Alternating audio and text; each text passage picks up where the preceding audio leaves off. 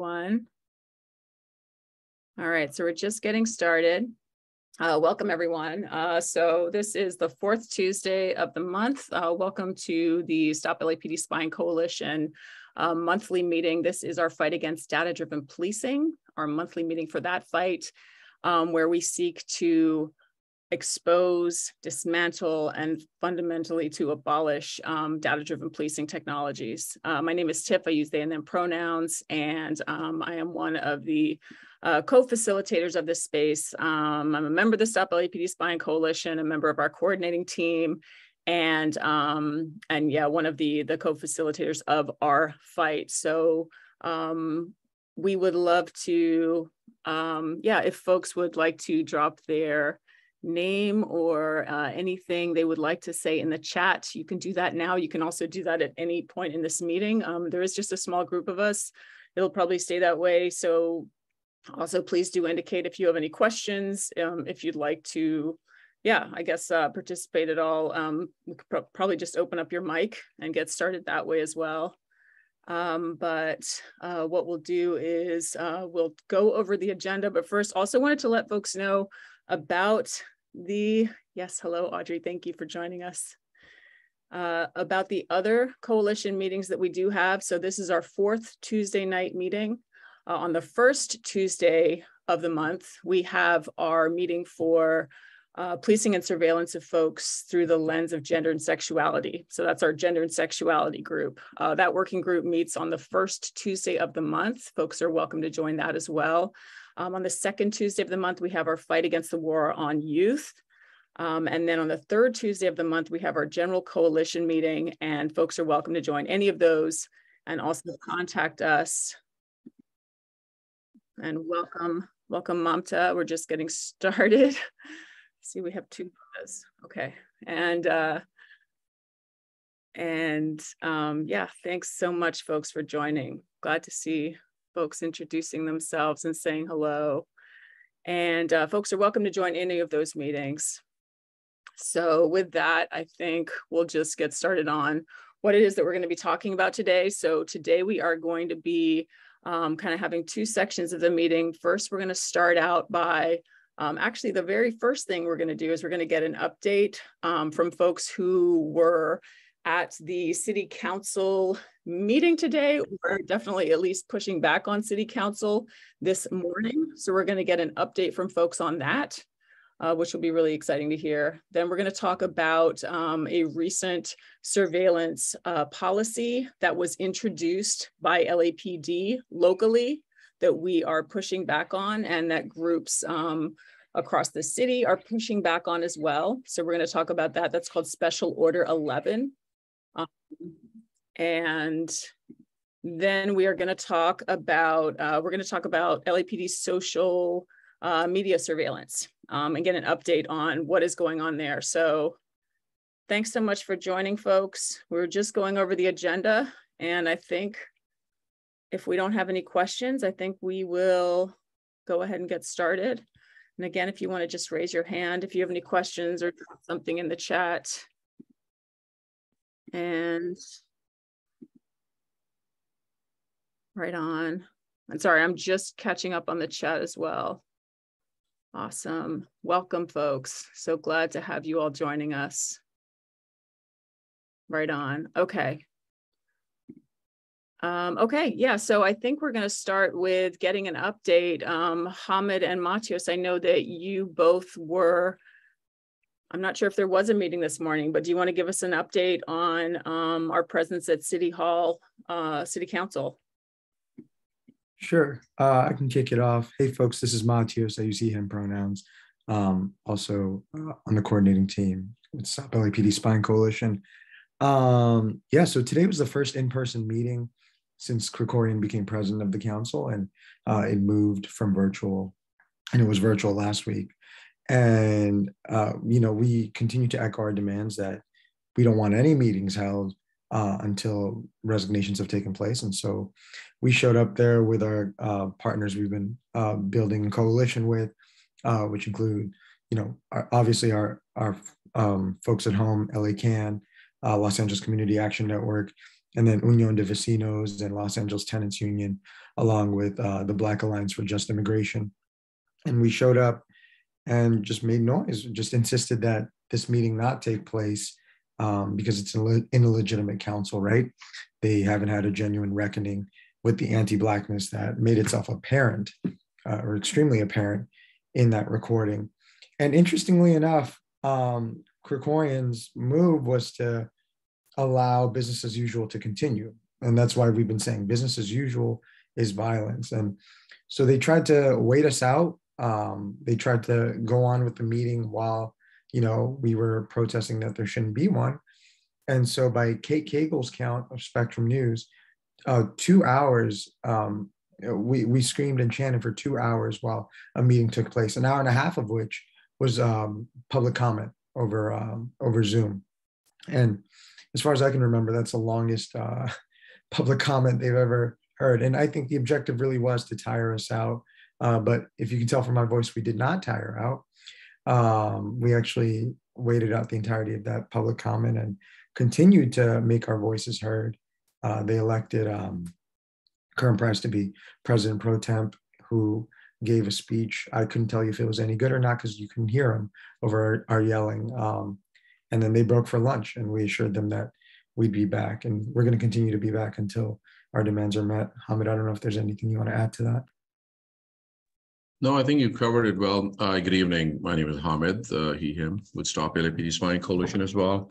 I think what was very obvious today in their actions was things which we've always called them out on, that, people raising their concerns and people making noise. It wasn't just like, people screaming. People were upset. People were saying substantive things. People were calling to attention all the, quite frankly, the fuckery that happens, the impact that is going on around homelessness, around access to healthcare, around schools, around policing. But what was interesting was that they turned that into white noise. They kind of just, in their own way, they turned up the speakers on. We saw they had their own systems where each one of them put an earplugs in, or mics or headsets or whatever you want to call them. They knew that people were going to come in, so they had already set it up where they could just completely discard the noise around. They were taking public comments remotely. So as people were speaking calling on the phone for public comment, they turned up the chamber's speakers really high up. I mean, I've been in that space for many years, been going in there. This is the loudest I've ever seen for them to be turning the speakers on. And Paul Krikorian, who's the president of the city council, he is a city council member out of parts of the Valley in Los Angeles. He kept on telling the sound person to turn it up more. But, just you can use all the technology, you can use all the reductionist of people's presence and dehumanize people. But, people power is people power. And you can't tire people out. That, yes, it's just like, just 2 hours of being there. It takes a toll on people, but people are down to stay, and we could have stayed for another 5 hours. So I think that's where these things are, but people sent a very, very clear message that no resignations, no meeting. So I think that's where things are right now. Thank you. Just a quick call to action, Tiff. We're going to be back until we get these resignations. So we're back there tomorrow at 9 a.m. And we invite folks to join us on the Main Street side. Awesome. Yeah, thank you for that update. Welcome folks that are just joining us as well. We were just getting an update from folks who turned out at city council meeting this morning. So we're just getting an update about that. And I see some comments in the chat. I don't know if anyone else has anything that they wanted to add, or if anyone else was, present at the meeting today, or perhaps was present at some of the other recent meetings.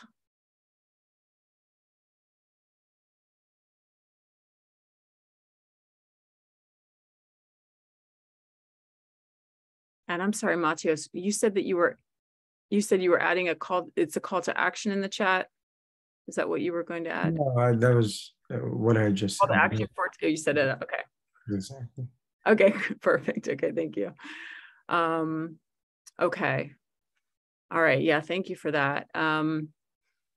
All right, so we will keep it moving then as far as, yeah, next thing on the agenda. So we did want to talk about, we wanted to talk about Special Order 11. And sorry, I'm laughing at this comment on the chat. And is your name pronounced Thierry? I'm not sure if you can unmute or not. Yeah. Thierry? Yeah, it's like Sierra, but with a T. Yeah, so you're saying that the LAPD is now investigating? Yeah, I mean, I just got the alert that it looks like they're investigating into whether or not whoever leaked the audio tape is illegal or not. And just like, I'm sorry, we're using these so Right. Right. Agent on paper to undermining our community. No, was not thankful to whoever released it. A month ago, I emailed the state housing authority, state attorney telling them that attorney was doing that. And a month later, the audio came out, Yeah. Yeah, and it's a little hard to hear you, but it sounds like you're like, yeah, questioning the like the priorities of LAPD. I'm not sure. I don't think that's the word you use, but essentially like that isn't the issue here as to whether or not the tape was illegal.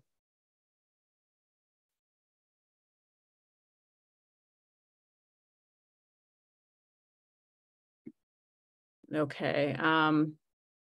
All right. So yeah, so we'll get into the next part of the meeting. So talking about Special Order 11. So what we'll do is we'll just talk about, we'll start out by, I'll just describe like, what is this special order that we're talking about? So we mentioned that this is like oversight of surveillance. So I'll just describe a little bit more about what that is. And then we will turn it over to Hamid to hear a little bit more about the history of this. You know, there has been a long history of this in Los Angeles and in other places as well. And so we'll turn it over to Hamid to hear kind of more about some of the things that happened even just this year in getting to this special order that was announced in August that we're now having to push back on very vocally. Many groups are pushing back on this. And then also we'll hear from Matios then about how we are fighting this and pushing back on it. So that's what we'll do for this part. So just starting out with Special Order 11. So this is kind of more commonly known as, well, is formally what they're calling this is the acquisition and annual reporting of certain information systems and technologies. So this is what LAPD is calling this. And this is essentially surveillance oversight that is being launched by LAPD. It's like a formal process that they are putting in place. It's something that was announced to the Board of Police Commissioners in August of this year. So they announced that they were putting this new policy in place to do with how LAPD like vets and acquires new technology and then goes through that process of having it supposedly approved by the Board of Police Commissioners. So they announced a policy for that. They also released 2 different forms. One of the forms is supposedly for any, like, I don't know, like any cop who was interested in having LAPD go through this process of acquiring new technology. So going through that process, they have to fill out this form, get, you know, this kind of information for the police commission, and then that goes to a special meeting, public meeting with the police commission, where we would all supposedly in this public space, which, as we know, or many of us know, is extremely inaccessible to folks, that space, and has extremely limited public comment.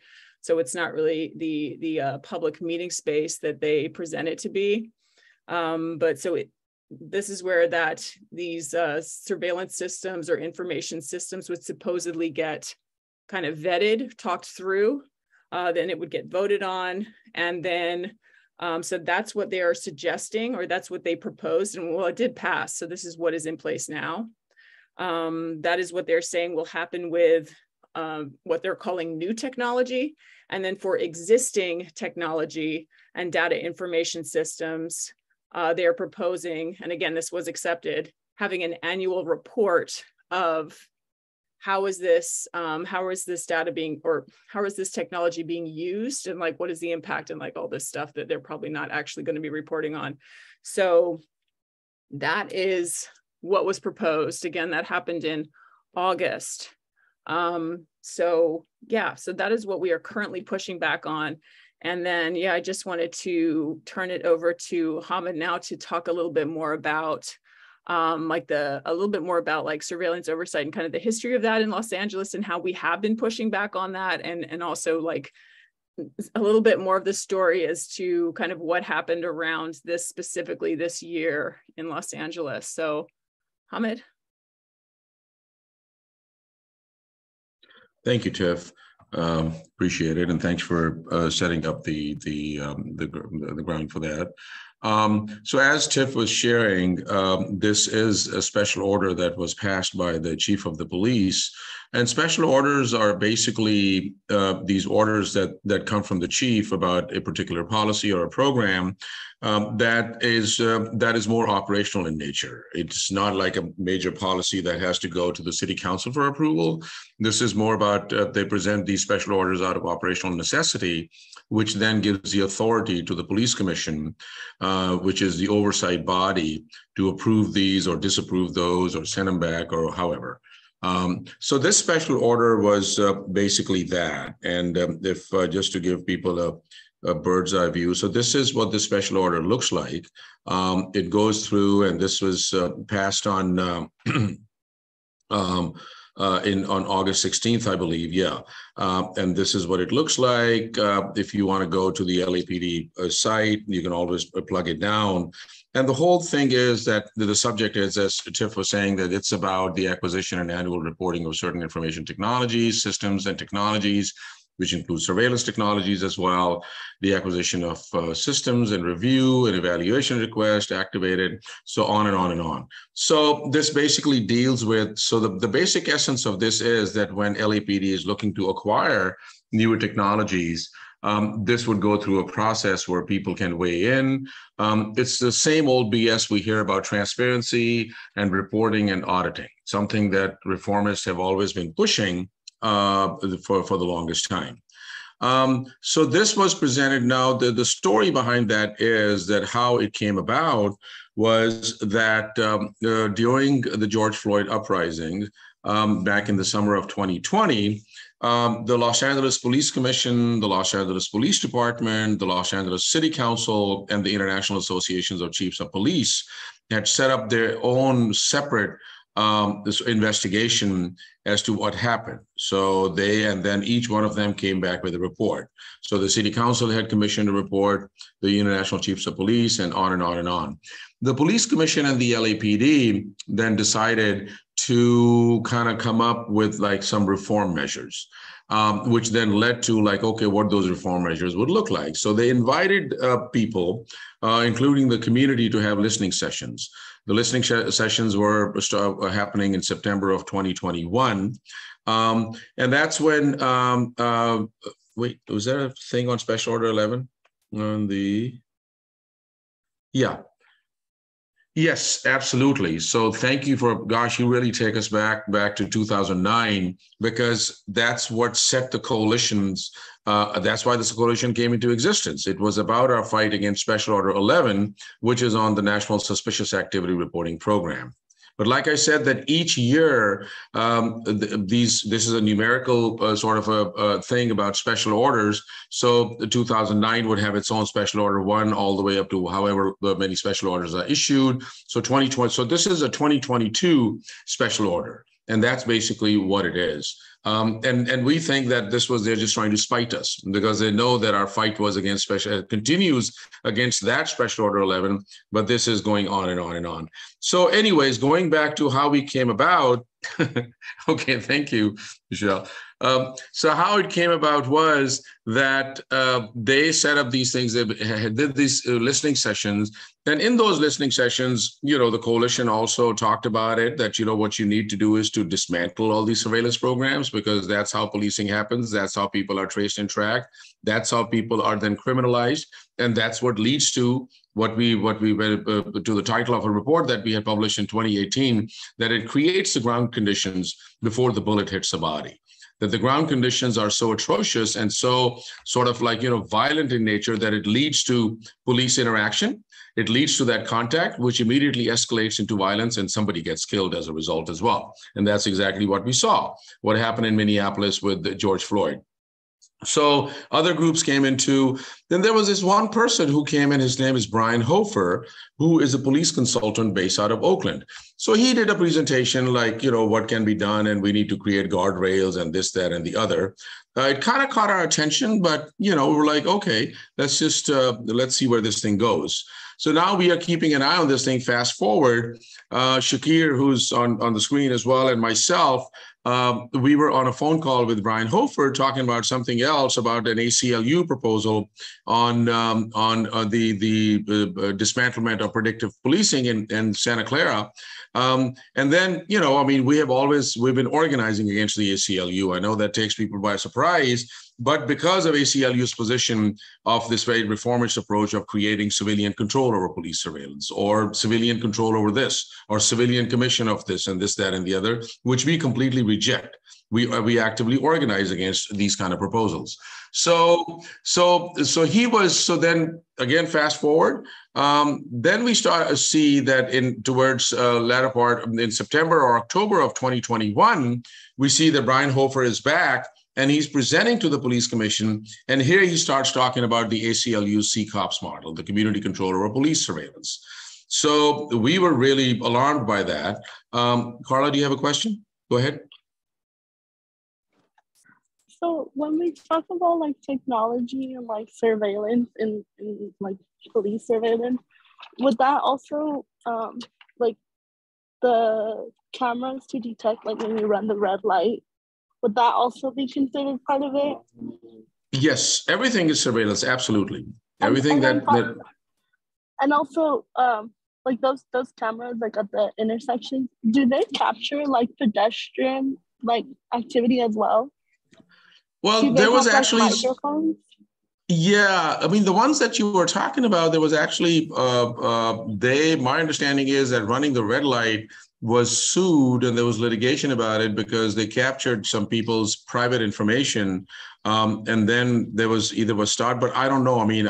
I can't say by 100% whether that practice has stopped or not, because the story was that somebody was running a red light, and the camera took a picture, and the picture was sent with a ticket to this person's home, and which turned out to be that he was with some other woman, and this guy's wife ended up opening up the mail from the city, and then that got into a lot of trouble. So they actually sued, and this story was pretty big in LA about 10, 12 years ago about these red lights and the camera thing. So I'm not sure, maybe somebody can look it up to see if there's there.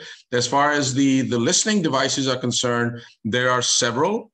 The most direct thing that you can now see anytime you come in close contact with the law enforcement people is their body cameras. So the listening devices on fixed cameras, I'm sure they can pick up voice as well, like CCTV cameras, but most of the time CCTV cameras only pick up the visual part of it. I don't know if they pick up the audio side of it, but things are advancing. So you may be very right, Carla, that they can, but in essence, these are all surveillance devices. These are all to trace and track and gather data on people. I hope that answers your question. I'll just quickly run through this because this is a fight that we have, and we need to push back and fight back on this thing. So then what happened was that as we heard Brian Hofer speak about these kind of models, we reached out to ACLU and they said, hey, we've been organizing against your CCOPS model, so you need to do something about it. So the ACLU then wrote a letter to the police commission in November of 2021, basically rejecting their own model of this civilian oversight. the CCOPS model, the civilian control over police surveillance. They said that, no, do not use our model. So here, the very organization in Southern California that created this thing is saying to the police commission, don't do that. So now that has happened as well. So that goes to the police commission. Again, fast forward in April of this year, we see how this thing is progressing. And that's the first time that we saw that what is being proposed, where in LAPD's report back to the police commission, it says that where we are going to be working on surveillance technology, we have brought on Brian Hofer, and there was another woman, Gina, somebody, or we don't know who this person is, as basically consultants to establish a community policing oversight board, CPAB. So that's basically when we really just kind of went into high gear, and we sent a letter to the LA Police Commission detailing, stuff that we were completely opposing and completely rejecting. So this was something that here I can just show you, and I don't know if this letter is on our website or not, but it's also, a lot of this is available on our website. We wrote this letter to the Police Commission, basically telling them that, no, we don't want to have, there are people over here, there are organizations who completely reject it. And then here's where the thing goes in, that this was signed on by over 24 organizations. I mean, several of the organizations who in Los Angeles, particularly who have been on the front lines of fighting back against police surveillance, who've been dealing with police violence and all of that, they were really the crux of like people who were signing on. So we send this to them. LAPD continues to move on, and finally it shows up at the police commission for their meeting, and the police commission passes this thing, right? So much to the angst and rejection of all the communities.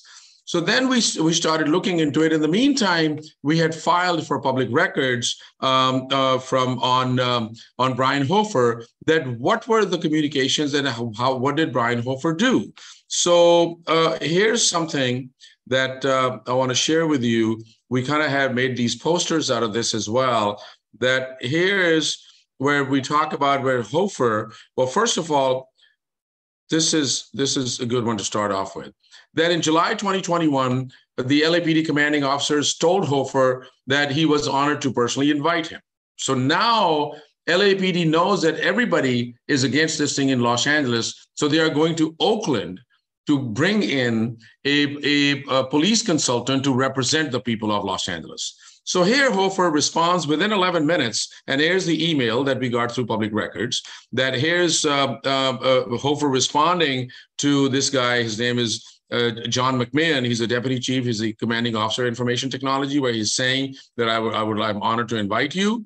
And if you look at the time, he's sending this email at 5:07 p.m. And by 5:18, within 11 minutes, Hofer responds that I'll be honored to participate. Now, this dude has no association, doesn't know, has never worked in Los Angeles. We know of him, but he's never been a part of the movement over here. Here he just talks about that, he says that, that he boasted that other cities where an ordinance like this was introduced, that there's never been a rejection of it. So now they're telling LAPD, whatever I will create for you, it's never been rejected. And so now he's building that relationship with LAPD. Here's another thing, that where in this process of presenting this thing to the police commission, Brian Hofer was a part of the team with the LAPD to bring this presentation to the LA Police Commission. Now, here is something where he's being told, and that where he basically, these emails that we got in, they're basically telling Brian Hofer that, I have spoken to the chief of the police and the executive director of the police commission, and then they're saying that you could be a community perspective now in Los Angeles. So Brian Hofer is now being paraded as the community perspective of concerned residents of the city of Los Angeles. So that's the kind of level of conspiracy that is going on. And lastly, I want to show this to you, that where Hofer is now, here's something else. So that the cushy relationship that they have built, here is something where the guy, Randy Goddard, sent over No, that's the community perspective. But Randy Goddard sent this is the actually where he sent him a copy, a draft of a press release that the LAPD is going to release to the public, to the press, talking about community concerns about over social media surveillance. So they're sending it to this guy to provide, edits and all of that, which could really kind of just show up as a community-based kind of thing. So this is where this kind of shit is going on. So when we saw all of this, we sent a letter to the city council in September. And here's a copy of the letter as well. This is also on our website. This is a letter that we sent to the city council. It's gone from the coalition, Black Lives Matter, LA Can, where we kind of roll out and kind of just sent them all the examples of what Brian Hofer has been doing. And then a bunch of organizations signed on to this as well. So that's really where our fight is, that, conspiracies, backroom deal, just parading people as community perspective, the corruption, it's not just in the city council. We see it every week at the police commission, every day in the LAPD, that these are rubber stamping bodies, and this is how they parade them. We completely reject any notion of any other civilian control or any of that thing, because first of all, the police commission is a civilian control to begin with. They have been around since 1926. They've been a rubber stamp body, right? The mayor appoints them. The city charter basically requires the mayor to do that. But there have been other proposals as well about the community control over police and all of that. The question really is that, do we even want to have police in the first place? And then these kind of community control over police, where is the public participation in that? And our participation in it is only limited to 2 minutes of making a public comment. That's a maximum. We have sued them on their public records. We have sued them otherwise, but these guys just so that's really where the fight is. And that's our fight against having our demand to the city council is to repeal this Special Order 11, because this is how conspiracies and corruption and backroom deals work. So happy to answer any questions and to hear if people have any thoughts or anything. So Shakir, I don't know if you want to add anything to that. Matthias, you have your hand up, so either one. Matthias, want to get in there? You go ahead first.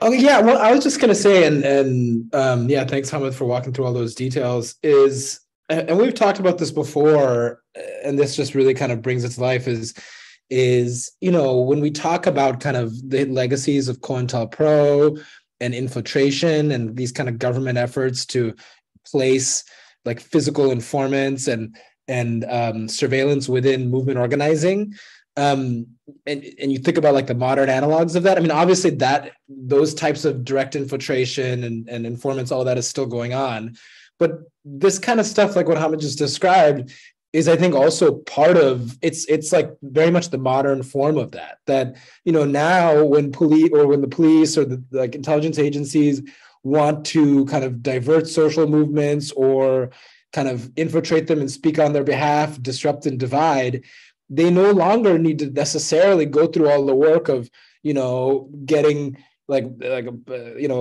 finding someone to wear a wire, all of that. One, they can just surveil everybody online and all that stuff, and digitally and in our communications. But also, they can just kind of fund these people who are instead of being an informant, they're just a police consultant. They speak like the language of kind of movement stuff. They claim that they represent the community voice, but they're just like a professional kind of reformer whose role is to carry water for police while representing the voice. So in that way, it's controlled opposition, like Manta's saying. And so, that's like those kinds of forms of, we call that kind of counterinsurgency of the state kind of funding or cultivating and planting individuals whose job is to claim to represent the people, but are actually just kind of helping the police state like evolve and come up with its new forms and come up with a policy like this that provides more cover and legitimacy and resources. That's very much kind of the evolution of these past programs, whose goal was also just to kind of take what was clearly, energy for radical change and co-opt it, divert it, and disrupt it in that way. So I think we need to think of and organize against. That's why, when we say organizing against the ACLU or organizing against this guy, people are like, why them? Like, they're like, isn't our common enemy the police? Like, why, like, aren't they kind of on the good side? They do, they're trying to reduce harm. Like that kind of language comes up. And I think, we know, we've kind of learned over our experience, and this even goes back to this first Special Order 11 that I saw Michelle was asking about, how was answering questions about, like, even that was in a way created like through collaboration. I mean, not the special order itself, but probably to some extent the special order itself, but the Department of Homeland Security program that it was an implementation of was developed kind of as a reform with reformist organizations trying to find kind of, a more palatable form of surveillance using these kind of criterias and all of that. And so, exactly,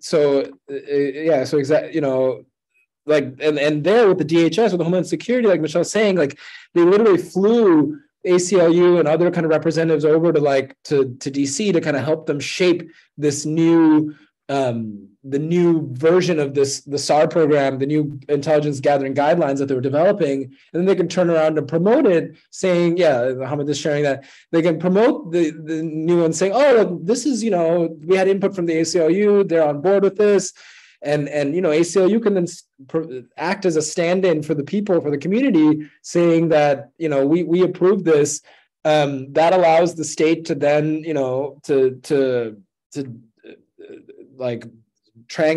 neutralize, opposition and criticism coming from groups like ours. So, there's a long history of this. And I think, as abolitionists, we recognize that, we need to not only reject reform and recognize the harms of it, but to actively, preemptively organize against it. And that's kind of, part of the umbrella that this organizing against the ACLU, as well as the stuff that Hamid's sharing about Hofer, fits under. Thank you, Shakir. Any other comments or thoughts or any similar experiences?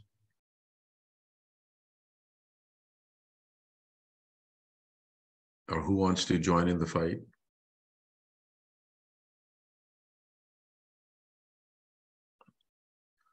Thank you, Pancake. You can actually add that in the phone banking to ask people to join the fight.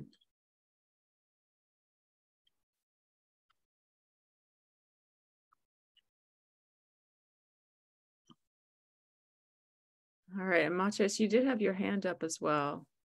Yeah, Shakir covered a lot of it. I dropped our toolkit to repeal Special Order 11 in the chat. Folks can log in there to send emails to City Council and make calls demanding that they repeal Special Order 11. I guess I can kind of just in clearer terms talk about just the whole concept of community control over policing and how we can kind of see how that's appealing to a lot of community-based groups who, and this is again kind of repeating what everybody's been saying, but who maybe want abolition but see this as a stopgap. But in reality, I mean, I think what Hamid was talking about, do we want to control policing? And the reason we ask that is because we want to get rid of it, but why do we want to get rid of it, right? Because it's like it is by its own definition a means of controlling, killing, banishing a certain subset of the population, typically Black, Black people. And so, just thinking about how this entity's entire function is to harm us, why would we want to control it? And could we actually control it? I think just thinking about how, a lot of groups have come up saying we need a civilian oversight commission that's really made up of community members with no ties to policing. It's like, okay, let's say you have that, right? That a group that genuinely reflects the interests of Black and Brown communities in this country, and that's never happened before. How would they enforce, what they mean to enforce? We've seen time and time again that these police forces are like white supremacists. We know the LAPD was at the January 6th attack on the Capitol, where they hung up nooses and whatnot. So this is we've seen multiple times that this is a fascist force. There are already policies in place that are safeguards to keep the same type of racist harm from happening, but that's never been in play. And then lastly, I think that highlights how ineffective the notion of community control over policing is. But the reason it's harmful is for the reasons Ahmed said. The LAPD runs toward this. Even that email to Brian Hofer that he'd be the community perspective came in the wake of, 24 community groups in LA, ACLU included, saying, we don't want this. So, they knew, because we've seen it here. We had, Hamid said a century of the police commission, but more recently, community police advisory boards, right, who are actually community members, rolled out in '93 after the Rodney King uprising. And even there, we see they kind of curated the group to, it's still this way today, but it's curated to be people who have an affinity for policing, who seek to negotiate policing, right? And so they're generally cop friendly, and they're just a base of individuals that the LAPD can tap into, similar to how Shakir was saying, to discredit our messaging, but also to discredit like that the community wants, policing to end, a bunch of grandmas and grandpas, right? So, yeah, we see that time and time again. That's why I think we organize against them. That's why it's ultimately harmful on a more on the ground level.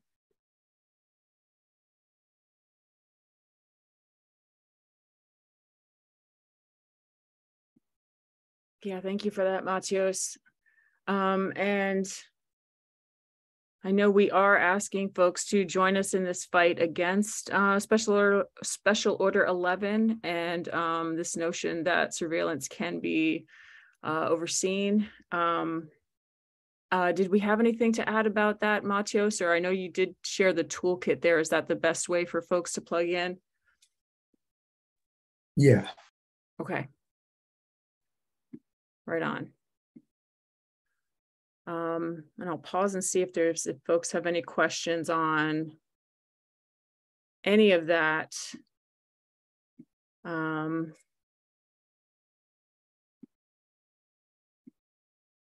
and actually I just remembered, I did have a few examples I just wanted to run through with us, kind of just thinking about this notion of,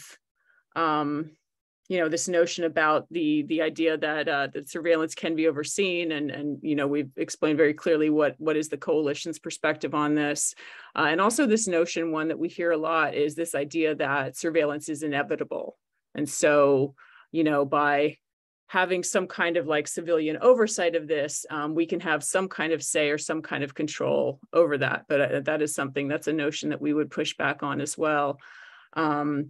But just wanted to see what folks think. Like, do folks have any thoughts on that? Like when we think about the notion of, abolition, or the notion of surveillance and this idea of safety. Like, is there anyone that feels that well, these types of surveillance systems are inevitable or useful in some way? Which is okay. Like, I know that, within our working groups, we sometimes have these conversations and folks thinking about like instances of where they can imagine they might want to have that type of information. I see a hand. Yes, Thierry? Can you hear me okay? I know you couldn't hear me earlier. That's a lot better. Yeah. Okay, great. I think so from my perspective, I don't know, I do at some point do think surveillance is inevitable, but I think there's just a better way to have a public safety system compared to what we have now, right? I know somebody earlier was like kind of asking about pedestrians, and I don't know if that question was just coming from their perspective of, pedestrians and the car violence that a lot of them deal with. And I think for me personally, from that point of view, I think one, we've just given too much land space away to cars to begin with anyway. We can build much smarter communities where pedestrians have pedestrian, land space that's just for them, that's just for bike riders, where cars remain on the outside of communities. I've been running in my mind, what would public safety look like for, people who do remain in vehicles? Because that does seem like, an issue as we see some of these drivers on the road just kind of driving recklessly. Like, what can we do to solve that? And for me, it doesn't always come off as progressive, some of the solutions I have with that. But one, I don't think people should be able to speed anyway in your neighborhood. Two, I hope we can build better communities again to where everyone doesn't need to drive everywhere and we're not stuck in traffic, breathing in that fuel, dealing with the fuel and noise pollution anyway. And then by having a community-based system, whatever that means, right? I don't think it necessarily has to be surveillance, but by having a community-based system, we can get rid of things like, you know, these helicopters that are flying all day and night across a lot of our communities, literally what seems like 24 hours a day.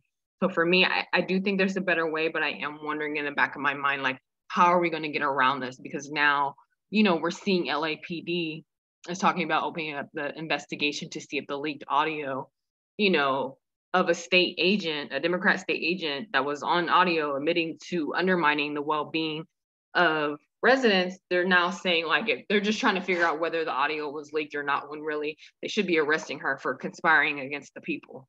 You know, so it's just like, how do we get around, you know, that surveillance? Because they're going to do everything. And all it takes usually is just one thing to be like, oh, see, this is why we have to do it. You know, there could be a million reasons why we don't need it, but there's like a million. So they just need one excuse to find why we do.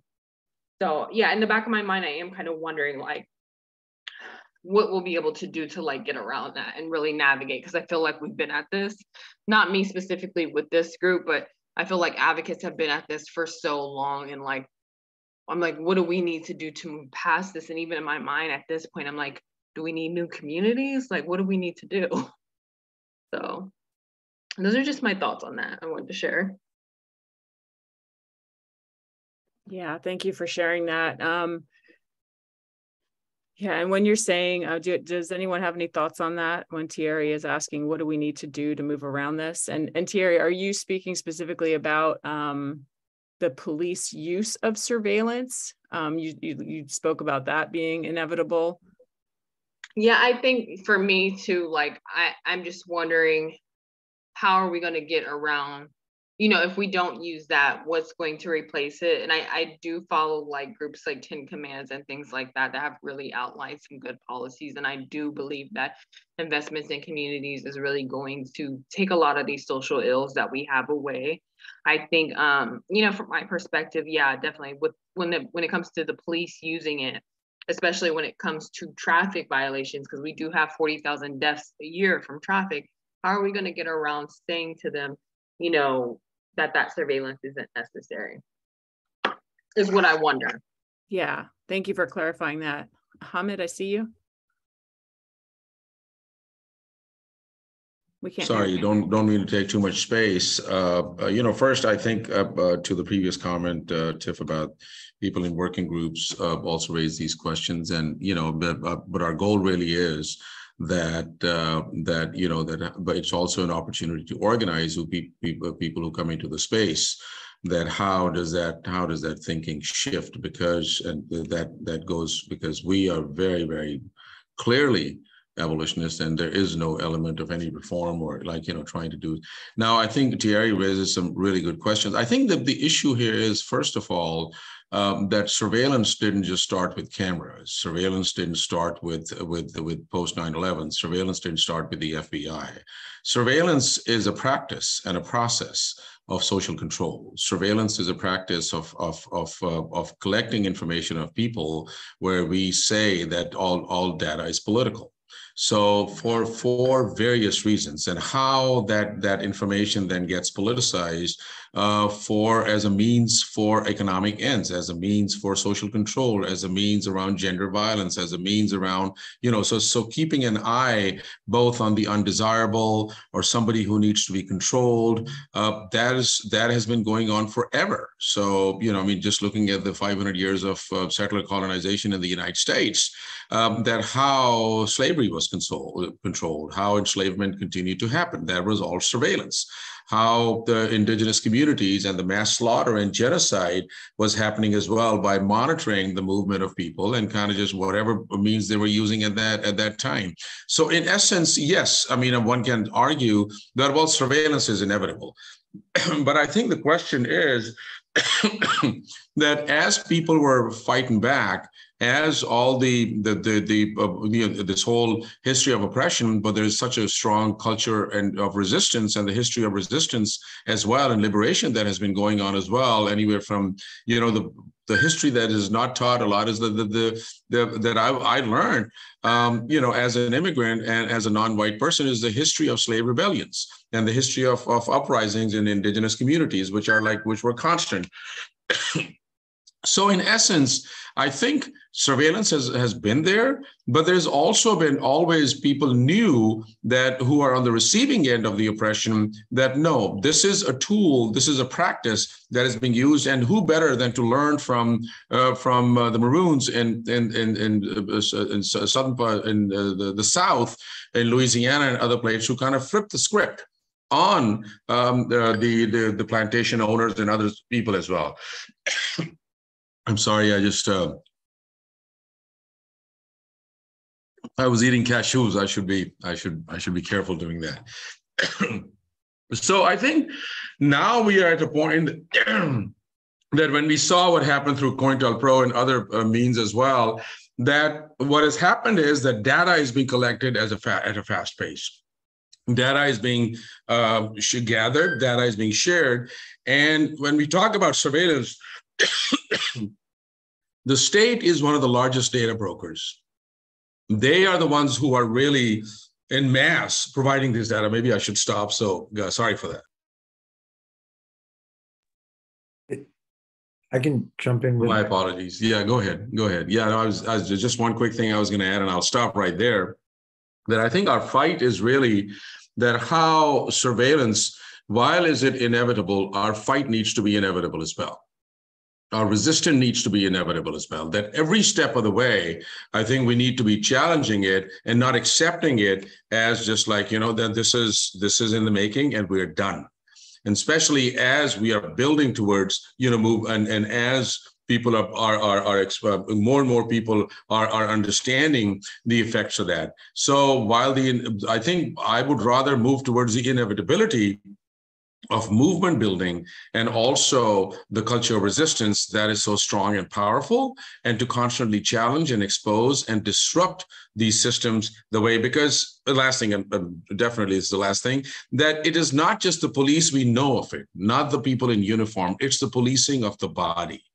And that's what I think what the Stop LAPD Spying Coalition is looking to lift and to speak about, that how gender and sexuality is policed, through surveillance, and surveillance becomes a key vehicle. How youth and their life is being policed through this tool of surveillance. How, so we can go on and on and on. I mean, we're getting ready to release a report on the Department of Children and Family Services, that how surveillance becomes a key element and how that is then weaponized to demonize families, and particularly Black families and Indigenous families and migrant families and poor families as well. So anyways, just wanted to throw that, but thank you for raising that question, Thierry. Yeah. Tiara, thank you for that, Hamid. I also wanted to say, I see your comment right there, like sovereignty for groups' own self-determination and like autonomy. And I think that's the only way we kind of get free. Like we need something outside this system, right? And so even this notion of oversight would be within the system, which is kind of the reason, I don't think it would work. But another like thing that kind of troubles me about policies and like oversights, or really any reform that seeks to mitigate the harm of policing, is that, when we think about like all these sophistications of policing, like, with data-driven policing, and the coalition, through organizing with Skid Row community members, right? Deep, like the people most impacted by policing, was able to dismantle the first generation of data-driven policing programs. And when we think about like reforms or fixes as opposed to totally dismantling it, the harm is really just diverted, right? And the people most impacted are always going to get hit. So like even with like the laser program or Predpol, which were like pseudo sophistications, but still like algorithms and whatnot, right? The lived reality for people in like South Central LA and in Skid Row was the same. It was the same. It was constant racist harassment. It was like people getting killed, right, by like racist police officers following them. And so I think that's why I value kind of our staunch abolitionist lens and like the liberatory lens that we kind of attack this with. It's not about mitigating a harm for a few. It's making sure everybody's free. The most impacted is free. Therefore, everybody's free. And yeah, to me, I think reforms are antithetical to that.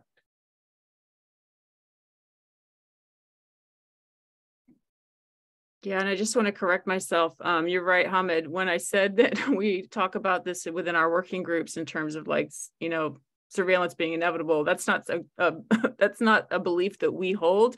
I think I'm glad you kind of pointed that out. I think I was kind of more reflecting on the fact that we encounter that argument quite a bit, and it's something that we know we have to respond to, or that it's something that, like, yeah, as we are fighting to defund surveillance, we are fighting to shut down surveillance and to convince folks, yeah, we don't need this. Like, it is not for us, it is not for safety, it's not inevitable.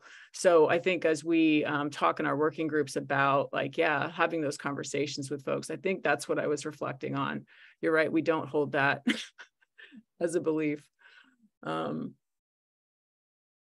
And yeah, I don't know if folks have any more comments. I did want to whip through just a couple of examples of surveillance that I think fits in, although let me see. Let's see you mentioning something in the chat here, Thierry.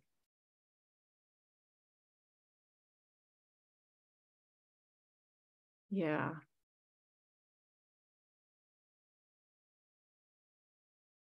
Yeah, that's a good comment as well. Yeah.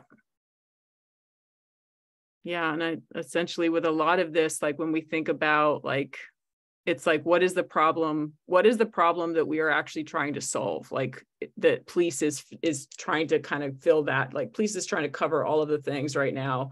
But it's like, what is actually the thing that we are trying to solve or improve or become more safe? And it's often absolutely, you know, is not something that's anything to do with police. It's housing, or it's, you know, having the people need more money for rent, or like it's having access to all of these things that folks don't currently have access to. And that, again, has nothing to do with police, except that police are getting in the way of that.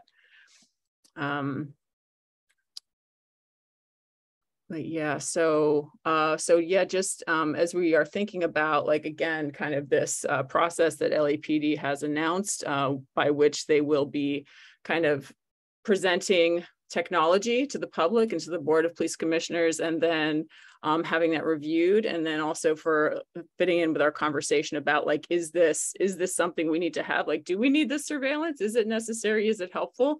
I wanted to just kind of take us back to a few examples of technology, some of kind of the major types of surveillance technology that LAPD has used. So folks should be able to see my screen there. So yeah, so we'll just go through a few examples. So in terms of body-worn video, so this is technology, of course. This was introduced in 2016. And it was a 5-year contract for $57 million. And so at the time, body-worn video was very much being kind of popularized by, I believe it was very much communities, as well as like police and people in power as well. So it was something that people were actually asking for, because, you know, in view of just repeatedly Black folks being murdered by police, and wanting some kind of something, like, what can possibly be helping with this? And one of the things that came out was body-worn video on police. So this is something that was launched in 2016. As we know now, of course, this is not something that has changed police behavior to this day. People are still being murdered by police. And actually, body-worn video on cops is used very heavily, and it's why they had been interested in it for the entire time prior to it even being launched, and had been already looking at it. It's, of course, just used as another way for them to be gathering information, collecting information on folks. And it's primarily used for that. It is primarily used in prosecution of people. It can be rolling all the time. It doesn't even have to be activated. It's just continually surveilling. It's at the chest level. It points out, doesn't even point at police. So yeah, so again, kind of begging this question of, who is this for? And is this, you know, is this necessary? Is this community safety? So that's like one example. The next one would be digital in-car video. And so what we're seeing here, this is a view actually from looking out the front of a car using digital in-car video, which I thought this was an interesting view, because I thought it went quite a bit further than what I would have thought. So essentially, digital in-car video was introduced in 2008. It was introduced as something that was to do with the consent decree. And it was proposed that, okay, well, this will give us an eye view, because it points out, it also points back, and they also have one in the back seat. So you can see on this next screen, you can see how they show the back seat. It also connects to the body worn video, and it goes out the front and the back. So these are the different views that are captured. And the notion was, oh, digital in-car video, this is going to be great for seeing what's going on during these stops, seeing if police are actually, finding out, getting to the bottom of these biased policing stops. What we know today, though, instead is that, let's see. So what we know today is that there are still, this is from an audit from 2019, as far as biased policing complaints, these have not changed. You can see how many complaints have been filed, and these are just the ones that have actually been filed. This is not all the times, and of course, biased policing is racist policing. These are just all the complaints that have been filed that have gone, like, they haven't been sustained, not a one of them. So in terms of, oh, this is going to change police behavior, no, it does not. And we still see that Black people are disproportionately stopped. We see this every single year that they do an audit on stops. Every single year, it is disproportionately Black youth, Black folks that are stopped. And every time the answer is to perhaps find another way to get yet more information about stops or do some further analysis. So we know we don't need this. We don't need this anymore. Another one, automatic license plate readers. These were introduced in 2004 as ways that we could be checking for stolen cars, ways that police could be pretty much tracking anyone that they determined to be undesirable, anyone they thought to be a gang member or a drug dealer, these types of folks. But what we know instead is that it's really used to track everybody. It's used to find out information on who is in a car, what does the car look like, all of these different things. So again, like the actual picture of the data that is being gathered is very different from how it's being presented.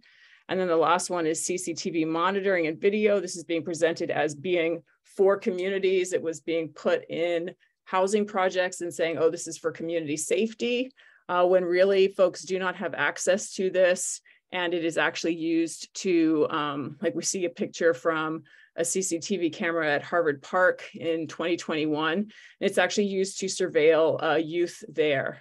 And so again, this is kind of our view of how this technology is being presented and then how it is actually being used. And what we just see over and over again here is the intent to cause harm, the intent to be constantly tracking, surveilling, gathering information, and then also to be presenting things as being much more like benign than they actually are. And probably license plate readers is the biggest example of that, where police will insist that these are license plate scans that they're picking up, when really what we know is that for as long as LAPD has been using ALPRs, which has been since 2004, they have also used them to track relationships and to look at who is in the car together.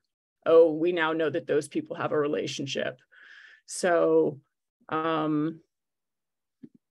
so all that to just say, again, raise that question of, is that type of surveillance inevitable? Is that safety? Do we need this? I'll just pause and see if folks have any questions on that.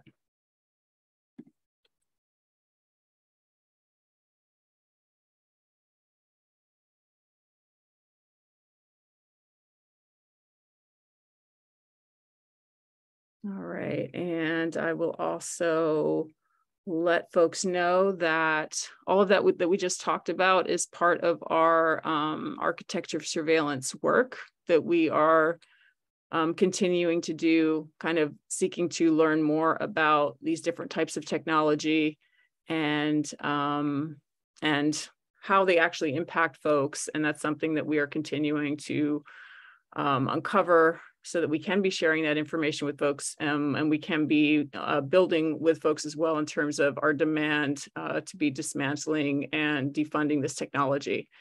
So if folks are interested in joining with us on that, we definitely welcome folks to do so.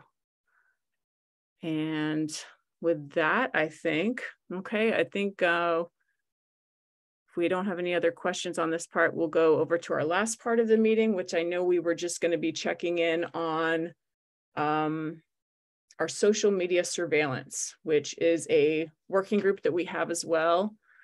Just learning more about how LAPD does use social media surveillance. Matios, did you have an update on this group? Yeah, well, yeah, we can kind of talk about the work, and I think more so we're trying to solicit input from folks and get folks to plug in. But again, this is Matios. I see him pronouns. Yeah, so the social media work group is, well, yeah, at the coalition, we've kind of been looking at social media surveillance through three different, well, yeah, a couple different lenses, but one is like through analog surveillance, like we saw in the Echo Park After Action report that followed the sweep of Echo Park and the violent displacement of the unhoused folks at Echo Park Lake in 2021. That social media was monitored, specifically the Black Lives Matter South Pasadena account. Their live was monitored to see somebody was using it, and also the Street Watch account.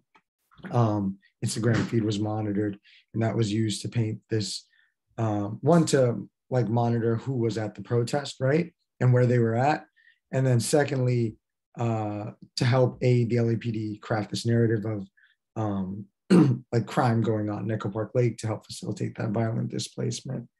And then the other aspect we've kind of been thinking about, and we did a teach-in about this, a town hall about this at the Brennan Center for Justice, and Sam Levin from who's a writer for The Guardian at the Robinson space, and we talked about third-party social media surveillance technologies. And so just kind of a little bit of background, but also yeah, just kind of a review. Let me share a screen real quick.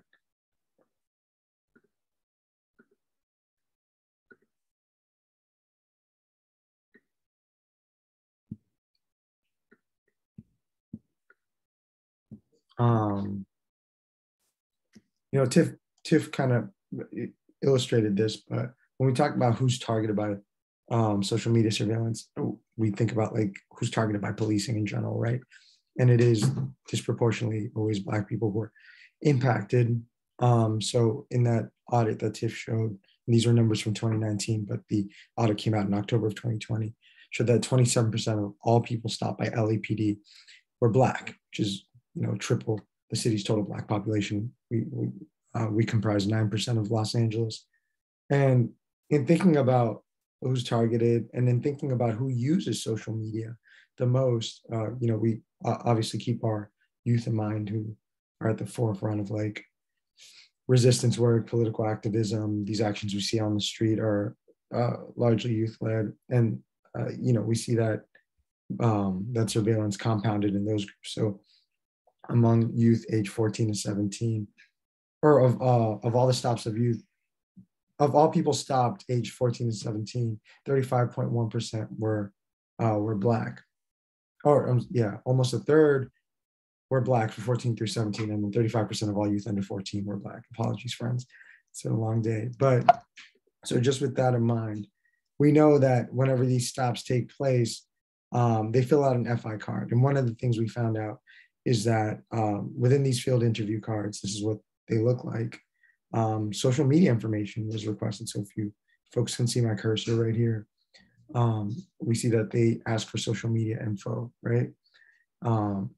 And so with that information that's gathered, we know that it's feeding these same third parties social media monitoring softwares.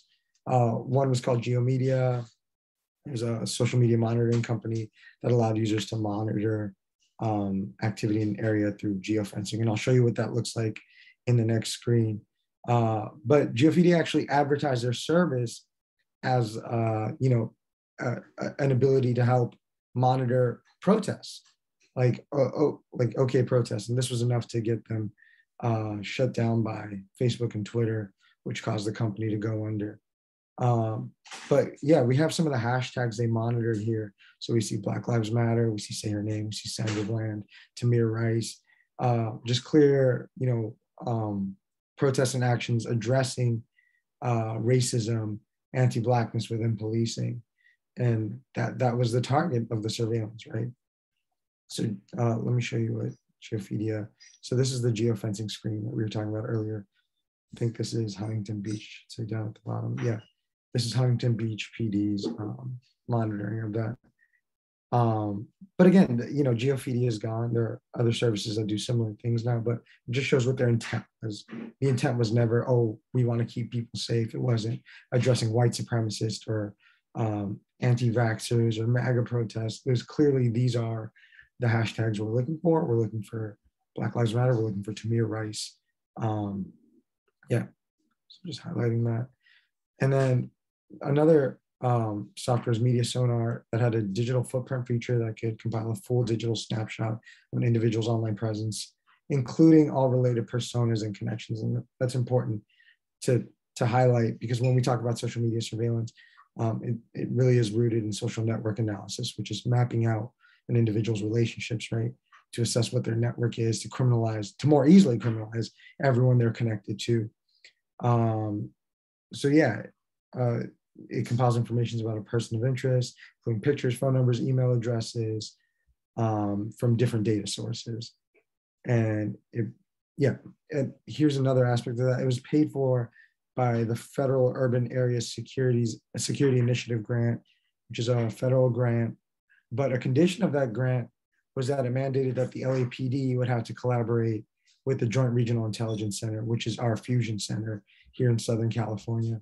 And a fusion center, for folks who don't know, it's like an information hub where we have, the Los Angeles Police Department, the Sheriff's Department, state entities, and federal entities pull data together and can just kind of share it willy-nilly to more easily criminalize folks. So that's another aspect of danger that we talk about in any aspect of surveillance, analog or otherwise, right? So even when you're just stopped for a traffic stop, that information is taken, and while you may not get a citation or whatever at that moment, it's facilitating your criminalization down the line. And that intent is highlighted here by making that a condition of like getting this money, right, for that Urban Area Securities Initiative grant. And we see that the LAPD bought a grant from Media Sonar in 2021. And yeah, it bought a premium package, which includes case management, data search, footprint, and dark web services. And we're going to see what that looks like. This is from the LAPD. So this is what the digital footprint kind of looks like. It makes like a little profile of you, your picture, your name, known photos, your phone number, your email address, and the relationships you have. So yeah, again, it's just compiling your information from different places. And lastly, we have like Voyager is another one we were looking at, which uses traceless collection methods for social media networks through multiple proxies from different locations and vendors that allow a user to anonymously reconstruct closed profiles and Facebook groups. So a lot of folks, maybe like me, have your profile on private. This uses, information from different proxies to kind of paint a picture of you, right? And identify people that are emotionally, ideologically, and personally connected to one stance. So again, that relationship mapping, that forming connections so you can more easily incriminate people within a network. And so, like I said, we did a town hall on this with the Brennan Center for Justice a few months ago. And something we found out since that town hall was that the LAPD had actually monitored that town hall. So we see here, this is like an event alert that the LAPD puts out, and they highlighted our event at the Robinson space they have our name over here, Stop LAPD Spying. And I don't have the description on here, but they labeled it a protest. And it would have been the tamest protest to have ever happened because it was catered. There was tables out, there was a stage, there were speakers that flew in.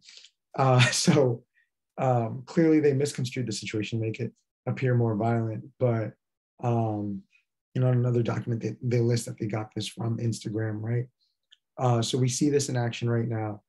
I think it's notable that they're highlighting a town hall on LAPD social media surveillance as an event worth noting and monitoring, right? Just this other aspect of targeting dissent and just their history of political repression. And another point I want to make on the fusion centers and kind of this federal collaboration, you know, Tiara, I remember in the chat you dropped how they did Fred Hampton, and you know, folks I think often think about how Fred Hampton, you know, was killed through COINTELPRO, which is an FBI program, right, a surveillance program set up by J. Edgar Hoover. But the way that was executed was through Chicago PD. In that same way, you know, we see these. My dad. We see. Oh geez, what was I going to say? Yeah, we see these like plans to surveil and criminalize different groups orchestrated on a federal level, but they're enacted and facilitated through stops on the street, through FI cards, right? And so just highlighting the interconnectivity, which again, I think just highlights the intention of the system. It's never been there to keep us safe. It's there to track us, to control us, and to kill us. And then Hamid, I don't know if you wanted to talk about maybe the ACLU thing a little bit, but we don't have to if you don't want to. Sure. And I think this is where, thank you, Matthias. So I think going back to the earlier conversation about reform and how people look at it, one of the ways that, and this is also was one of the basis for the coalition to be created as well, was that most of the time, or almost all the time, surveillance is seen through this very narrow lens of the invasion of privacy. That you know, privacy is being invaded, our constitutional rights are being violated, so we need to do something about it. So immediately, folks jump onto, you know, litigation. Let's fight a lawsuit. Let's find a harmed party in this thing, and almost all the time, I mean, you know, we have Shakir and Mamta, you know, just really kick-ass lawyers. Maybe others are too who are on the screen as well, but they can, you know, I mean, we have learned from these folks as well that what really is the direction, and even as part of the community that we have identified that litigation is never a solution. It opens up for more sort of like, you know, just negotiated settlements, which the community has to live with. And now it has been sort of like, you know, almost stamped by the court system. So until it's repealed legislatively or overturned or stuff like that, it becomes a permanent thing. So one of the things that we found out this year was, and you know, sometimes you just can't help but laugh, but you know, why do people go there? That we started getting phone calls from groups in LA saying that, hey, ACLU, who again, the ACLU of Southern California has approached us and they want to file a lawsuit against social media monitoring. And you know, so anyways, so then we started like, wait a minute, like, why do they want to do that? To what, I mean, what is their basis for doing that? So, and people were like, you know, just, we are reaching out to you because, and ACLU never reached out to us about it. And to the extent that, you know, the word was that they'd even kind of cautioned the groups they were reaching out to not to talk to us. We must be, you know, some assholes who are constantly breathing down their neck. I mean, we just don't have the time to deal with this kind of shit. So so I think what we did was that so we were like, okay, so we reached out to ACLU and we're like, the fuck are you all doing? I mean, like, you know, why are you just jumping the gun and going into this litigation where people are on the ground. It's the same thing that we did with predictive policing and our fights against the drones and suspicious activity reporting program, that why are you filing a lawsuit while there is a fight that is being built on the ground, and which is just like these conversations that are happening today. There's also just conversations that are happening around social media and building that groundswell and building that ground power. And the goal here is not that, that everybody is a robot and, what the coalition says, they're going to act upon it and the city is going to listen. No, the goal is, people like our brother Pancake and all, we all come together and do collective learning about what exactly is this thing. So it becomes a part of popular education. It becomes a part of people understanding the structures, the operations, and more people are able to, rather than this very top-down hoarding of knowledge and colonization of knowledge, which the lawyers hold on to or the academics hold on to, and then people are told, let us deal with it, and we'll we have the keys to liberation and we'll do the driving and let's go file a lawsuit. So we're like, no, this is unacceptable. This is bullshit. So long story short, this is the second time again we went after the ACLU. So they informed us about a month ago that the ACLU, or about 3 weeks ago, that the ACLU of Southern California is standing down. They are not going to be a part of the lawsuit. So we said, okay, who else are your partners? So they're also the ACLU Northern California and Electronic Frontier Foundation. So we're like, you need to talk to your folks up in Northern California, and we will talk to EFF, the Electronic Frontier Foundation. So then we were told about a week ago that Northern California is standing down as well, and they will not be filing a lawsuit. So that leaves EFF, another one of those, and I call these folks functionaries of the state, because when you enter into a reformist, just process, then you're acting on behalf of the state. And particularly if you think that, that the answers only lie in the Constitution, which by itself is flawed by design. So, so we have reached out to EFF as well. We have exchanged messages with their deputy director, whoever this person is. So they're having a conversation with their litigation team, and they have told us, they let us know last Friday. So they're due for another call, that they're meeting with their litigation team and they will let us know as soon as possible. So that's just a real quick update, because here, and I really appreciate Matios taking the lead and kind of just leading the charge and co-leading the charge on this fight against social media surveillance and monitoring and social network analysis. But I think this is the time for people to really, really engage and build. And we have several models of our fight, building that fight against predictive policing, that how collectively we engaged in collective education and collective learning. And we filed for public records, and we did this. It took us, when we first saw predictive policing, that was back in the early 2012, like 2012, 2013. By 2016, we really amped it up. And I want to honor Jamie Garcia, our comrade, who took the co-lead in that fight. And then similarly, we were finally able to dismantle predictive policing, half of that in 2019 and the rest in 2020. So it's a long fight, but it is really a fight that people learn collectively and people build that knowledge on the ground that we can then share with each other and fight back. So thank you. Cool. Yeah, thank you, Hamid. And yeah, like Hamid said, I'll drop my email in the chat, but we're looking for folks to plug in, obviously. There are multiple facets to this. There's the analog surveillance, there's the information gathering, and there's a third-party surveillance software. So whatever interests you, just come in. We'd love to talk about it. And that's all I got. Thank you, Tiff. Yeah, thank you for that, Matios and Hamid as well. And I just wanted to name one example. I was just thinking of, like, I think for myself, when I had thought about like social media surveillance, I'd always been thinking about it like in terms of like the online world, and like, of course, like being like, cops watching you through a screen, but like just in reviewing some of LAPD's like use of force reports, because part of what we do at the coalition as well is we track like deadly use of force by LAPD, and like what were the circumstances under which that happened and where did that happen, and we're kind of in the midst of tracking that as well. And in one of the reports I was looking at from 2020 in Northeast Division, which is like, it was in the area of kind of like San Fernando, I forget the name of the area, but it was like Eagle Rock area.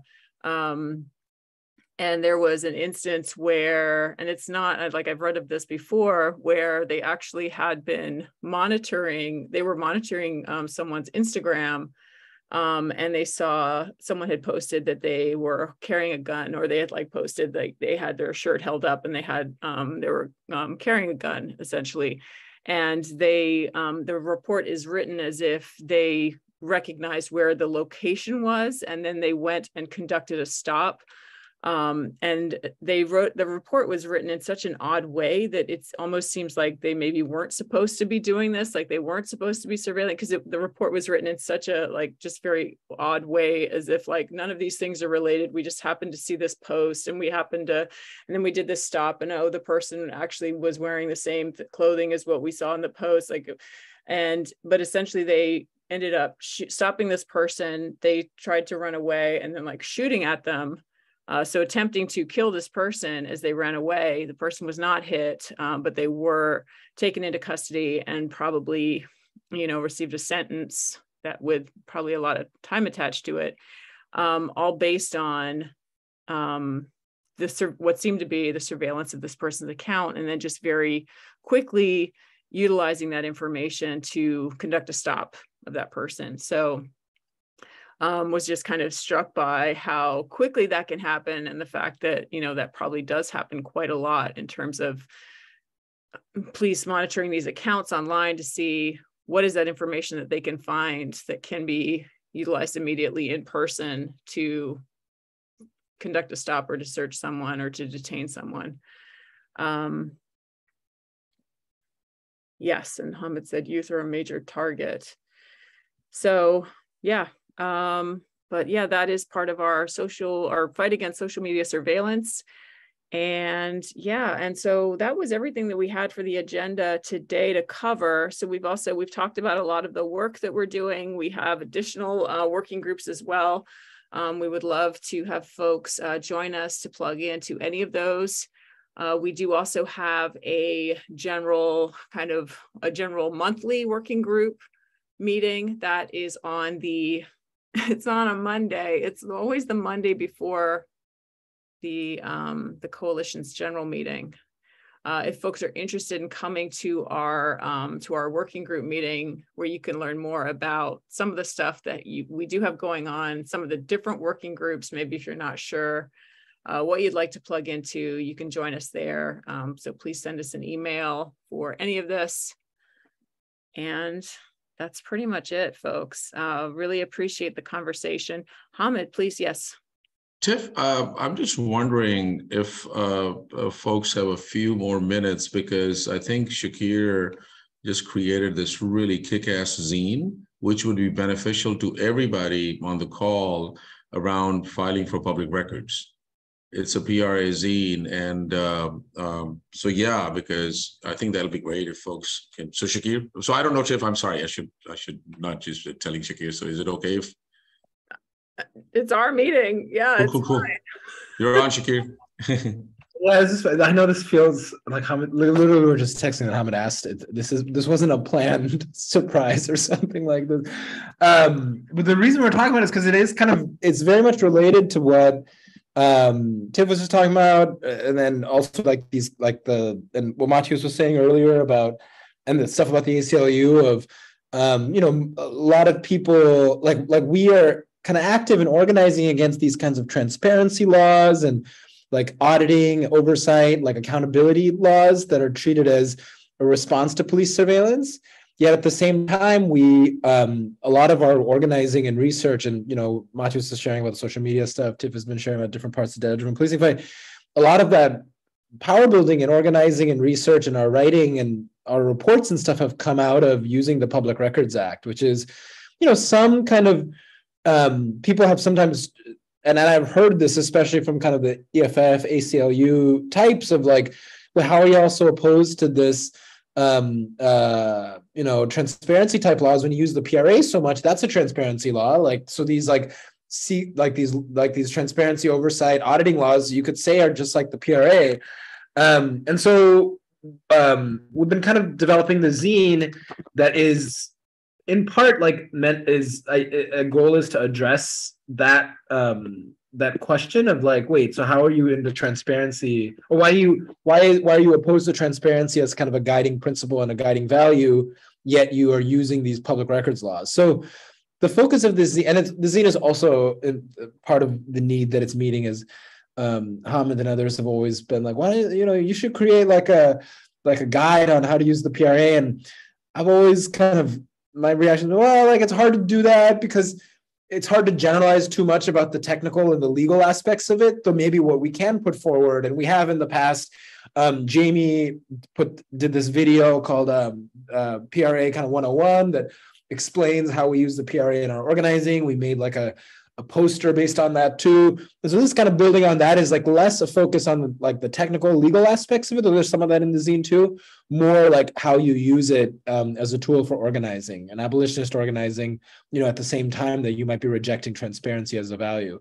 So, I mean, we haven't like quite like 100% launched this yet. We're still kind of finalizing it. So if anyone wants a copy and wants to provide input, I think we're hoping to kind of get it out in the next couple of days.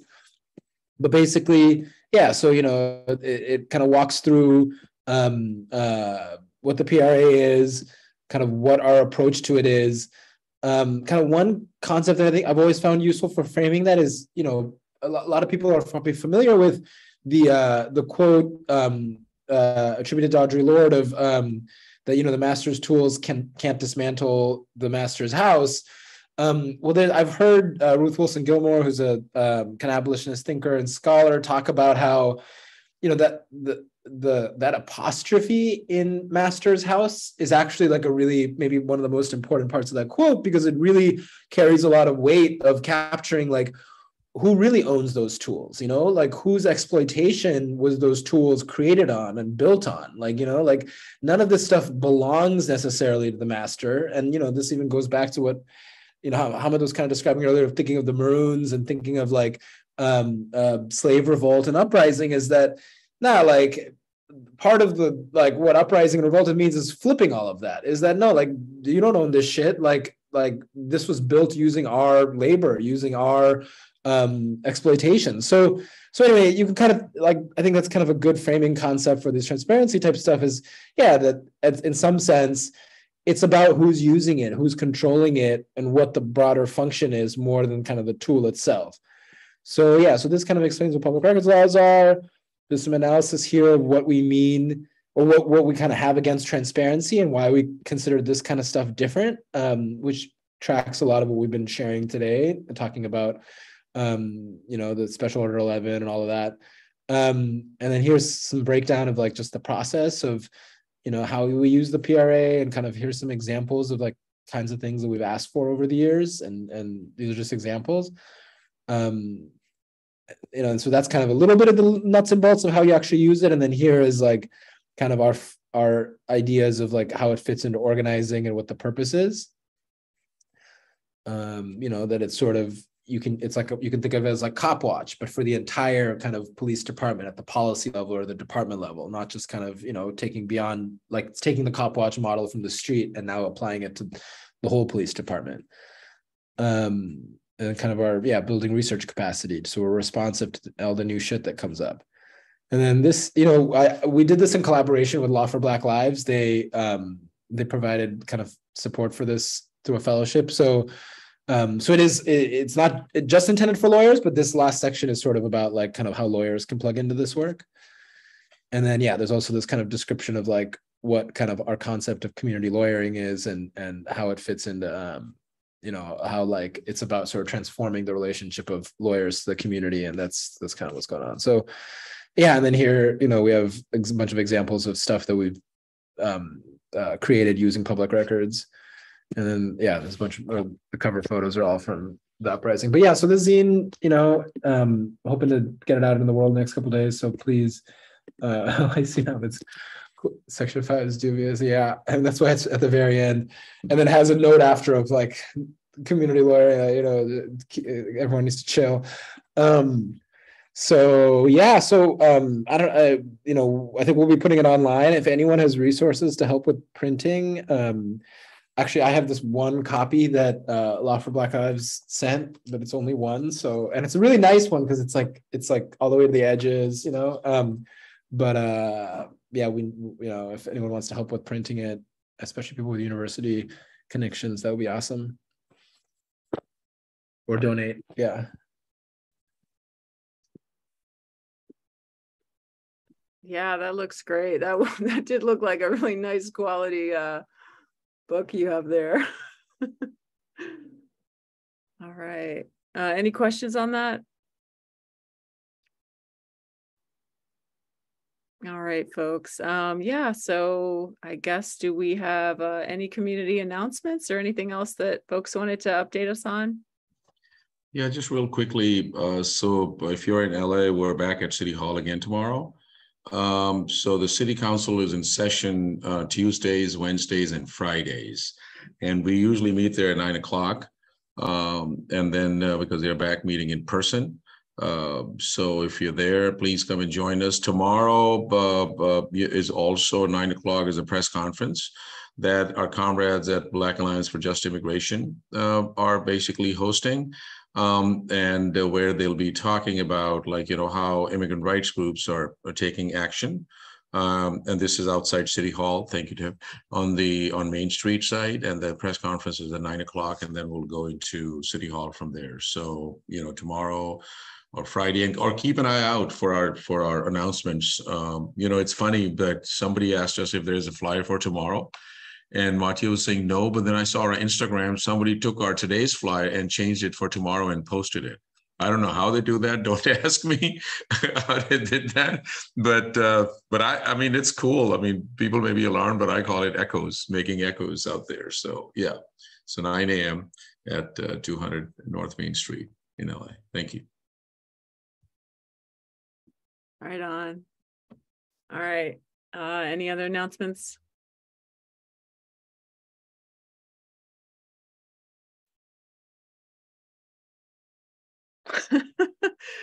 We love your photo. All right, folks. Well, thank you so much for joining. Thanks for joining us in conversation. And yeah, we look forward to the next time. Have a great night. Thanks, Tiff, for facilitating. All right. Good night, folks.